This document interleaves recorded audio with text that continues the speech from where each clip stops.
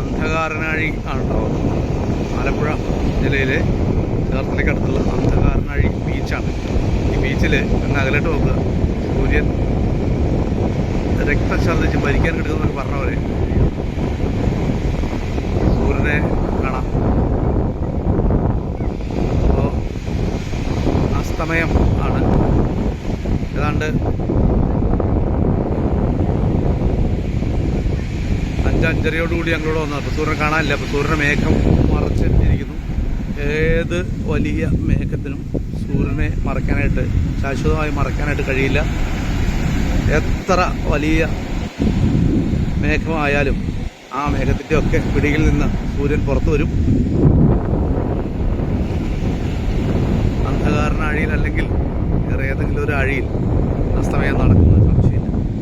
ഏതായാലും നമുക്ക് വെയിറ്റ് ചെയ്യാം, സൂര്യൻ കടന്നു വരുമോ നോക്കാം. അതിനൊപ്പം തന്നെ പടിഞ്ഞാറ് നിന്ന് വീശിയടിക്കുന്ന തണുത്ത കടൽക്കാറ്റ് എൻ്റെ കാലുകളെ നനയ്ക്കാനായിട്ട് പാദസരം പോലെ അല്ലേ, വെളുത്ത നുര എന്ന് പറയുന്ന പോലെ പതഞ്ഞ് പാല് പതഞ്ഞ് വരുന്നതുപോലെ ഇങ്ങനെ തിരമാല ഒന്നിനു പുറകെ ഒന്നായി ഇങ്ങനെ വന്നുകൊണ്ടിരിക്കുകയാണ്. സുഖകരമായ ഈ കടൽക്കാറ്റേറ്റ് ആലസ്യത്തിൽ മുഴുകി ഈ രാവ് സന്ധ്യ കഴിഞ്ഞു. ഈ രാവിലേക്ക് കടക്കുകയാണ്.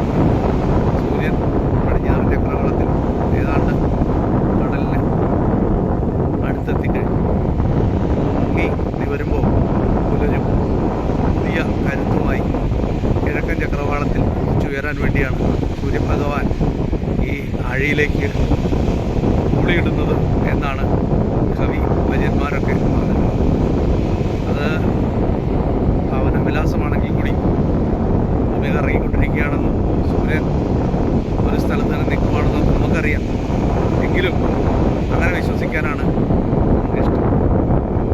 സൂര്യൻ ഈ പടിഞ്ഞാറൻ ചക്രവാളത്തിൽ കൂടുതൽ കുതിക്കാച്ചിയ പൊന്ന്, കുതിക്കാച്ചിലെ സ്വർണം വെള്ളത്തിൽ നോക്കിക്കഴിയുമ്പോൾ അതിൻ്റെ തിളക്കം കൂടുതൽ വർദ്ധിക്കും.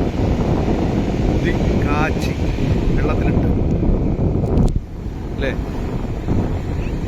തെളിച്ചെടുക്കുന്നത് പോലെ സൂര്യഭഗവാൻ നാളെ കൂടുതൽ കരുത്ത്